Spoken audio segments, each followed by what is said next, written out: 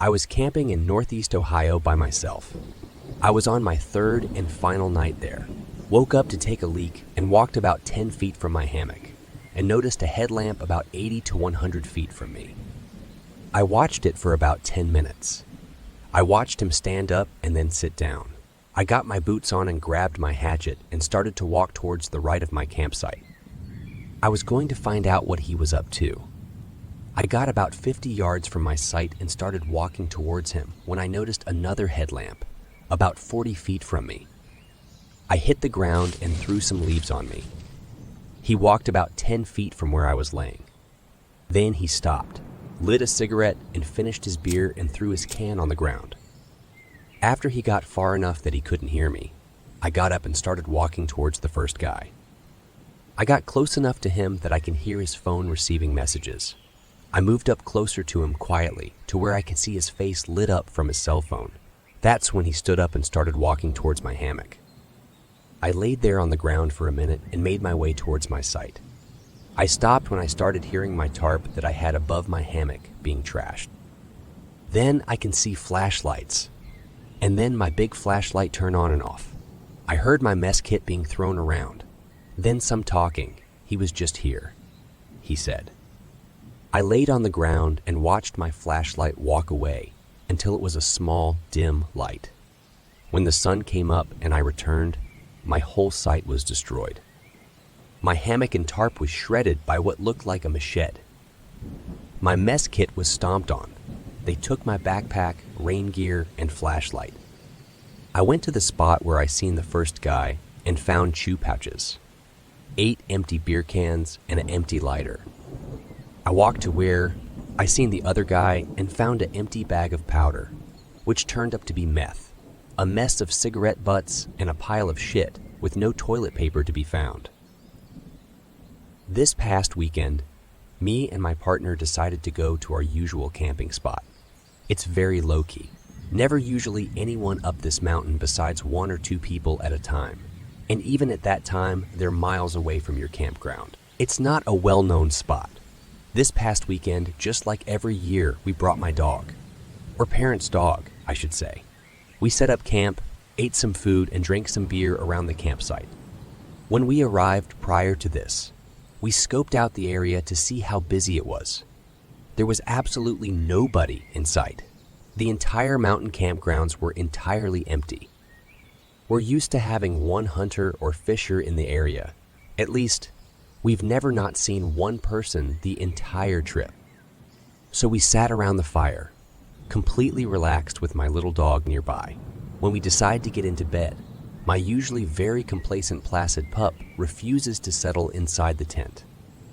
It's very hot this time of year, so we had the tent unzipped with just the mesh covering the opening to let some breeze in. But my pup was looking through the mesh and sniffing, zoning in on something entirely.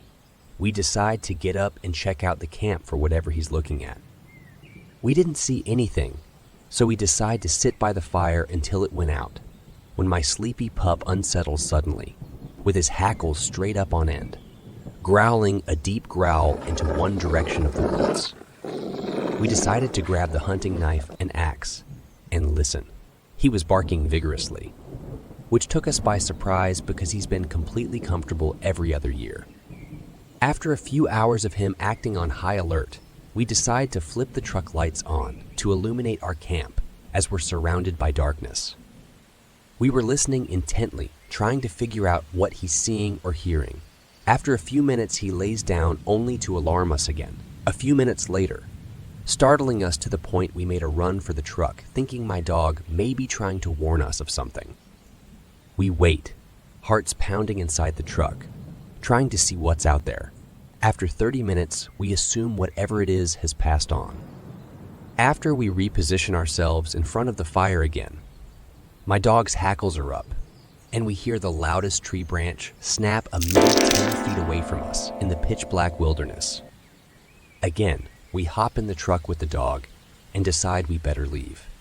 As earlier that night, we were hearing wolves hunting for a few hours and their howls echoing through the woods.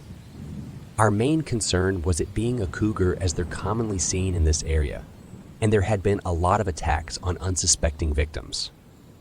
Our main thought was something was stalking us for a long time without moving on. We told my partner's parents that we decided it's better to be safe than sorry, and we were mocked extensively, but we were armed with very minimal weapons, not anything that would handle a mountain lion or a pack of wolves. We were called chicken shits the entire weekend and mocked over it. I also felt very protective over my dog, as he's very small and would be devoured by a mountain lion. A few years back, I decided to go camping with about 10 other friends at Snively Hot Springs in eastern Oregon on Friday the 13th, on a full moon. The trip was only a little over an hour, and I had work the next day, so I decided I wasn't going to drink much, so I wouldn't be hungover in the morning. Anyways, we arrive, set up camp in a lovely spot away from everyone else, drink a little, and head to the springs where we have an amazing time together, laughing, smiling, and making some soup while watching the sunset. Truly, one of the loveliest experiences of my life. The majority of us decided we wanted to go on a night walk and enjoy the mountains illuminated by the full moon and the stars. We get out, head back to camp, put on some warm clothes, and start to get ready to head out. Well, half of us are ready to go, and the other half are lollygagging around.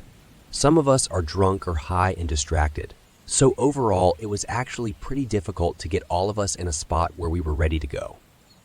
It was dark at this point, and a few people dipped out, so only a few of us ended up actually going on this night walk. Side note, the 3 of us that went had all been microdosing mushrooms, pretty much the majority of the night. Things were slightly trippy, but I don't like to get super intoxicated or unaware of my surroundings. So it's the 3 of us, myself, my friend girl, and my friend boy, and friend boy's dog. We did have a flashlight, but most definitely should have had a headlamp for all of us. We're walking uphill for about 10 minutes, and we take a right onto a trail. In front of the trail, though, was a cattle guard. We pick up the dog and cross it and start walking this trail. The cattle guard adjacent to a couple barbed wire fences should have been the very first sign not to cross it, but we crossed it. We didn't even make it 3 minutes without hearing some very loud closby rustling in front of us. We stop in our tracks, and Buddy in the front of the line starts scanning the area with his flashlight. When I tell you I have never been so scared in my life. Have you ever seen a cat's eyes in the dark? The way they glow is chilling, especially when the cat is bigger than you. So we're face to face with a big old mountain lion. It's not more than a few yards in front of us. Instinct kicks in for all of us, and we just back away slowly. We back away and back away some more. The dog, on the other hand, had an instinct of its own and ran off to the side. We could see her running alongside of us, but a couple yards away. Well, we back away until we can't back away anymore and hit the barbed wire fence. And sure enough, we see the dog is right next to us. So, what was that running alongside of us? We shine the flashlight, and if things couldn't get any worse, another mountain lion. How lucky were we to run into mama and baby together. On the other side of the fence was someone else's campsite. We had no choice but to turn around and jump it. We got the dog over first and then jumped it and ripped all our clothing in the process. And friend, boy cut his leg pretty bad. So we're in someone else's campsite on Friday the 13th under a full moon in the mountains, tripping on some mushrooms and completely lost. We don't know where the people are, but we don't care. We got into their unlocked car and honked the horn for about a minute to scare off the cougars. We made sure to clearly yell and let everybody around us know that we weren't robbers and that there were cougars close by. We got out after a couple minutes and were pretty weirded out that nobody came out to check on their campsite. My friend girl swore she could hear someone screaming or trying to scream, but her boyfriend, who I refer to as boy, insisted that we needed to leave the campsite. Part of me believed her even though I didn't hear any noises, but I was also ready to get away from the area. We found the exit of their campsite, and on the way back to ours, I said my final prayers. I'm not even religious. We got back to camp, and every rustling noise around me had me convinced that we were being stalked by these cougars. I had a full-fledged panic attack in the car for about an hour and was absolutely covered in gnats because the sunroof was cracked. Everyone else was having fun around the campfire, even the other two who had just gone through the same experience I did. I was shaken to my core. This memory will undoubtedly live rent-free in my head for the rest of my life. I decided my first camp would be by myself and on a closed trail and I quote, so nobody else will be there, and I can have the trail all by myself, which I still stand by. But boy, I wish I would have been smarter for my first time. I went on a closed hiking trail in California with a bunch of overly heavy gear. I felt nervous because my biggest fear of the woods has never been snakes, bears, or coyotes. It's cougars. There's just something about big cats that scream apex killing machine. I kept telling myself I was psyching myself out because I could have swore I saw the outline of a cougar in the distance, but was most likely paranoia. I didn't have my glasses, so I could see everything, but after around 30 feet, it was like blurred edges where I can make out what stuff is, but I have to get closer to confirm. Anyways, I burned through my water quick and finally found a flat area off the trail. I decided I'd make this my camp, and even more dumbly decided as a deterrent for animals and people I'd set up my snug pack ionosphere on an inclining slope. Setup was pretty easy and I felt more relaxed. I tried to build a wood shelter, but soon found that was hard and just scattered the sticks around and on my tent for camo. Then, to my surprise, I heard voices that spooked me for a second. I poked my head around the tree in front of my tent and saw a couple walking on the trail. I hid and they didn't see me, and since I was a bit freaked out, people were actually on the trail when they weren't supposed to be. I was wary for what might happen after dark. I was in my tent with my Bluetooth radio playing music and trying to get used to the chitters and rustling of weird animals. Once again, I hear Spanish being spoken and turn off the radio. It gets closer, and I think, who hikes when it's literally dark in a 12-mile deep forest trail? I make the dumbest decision and yell hello, and the voices go silent. I grabbed my Bowie knife and held it close with my sleeping bag already zipped open, just in case. I'm deadly still and muster up the courage to say hello one more time, only to hear something running up the slope, and I yell, grab my flashlight, and get out of my tent, only in long johns with my knife. I screamed threats trying to scare off whoever it was, and look around with the light, run on the trail to find anything, then return to my tent. I was awake for sure then. And then here's the second scariest part of that night. I tried to call my best friend to let him know what trail I was on, and if I don't come back where my body will be.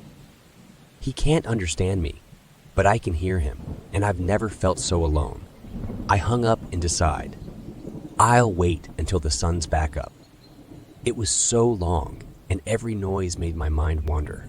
I could hear the wind howl and the animals do their thing. When I open my eyes and feel the biggest dread I've ever felt in my life.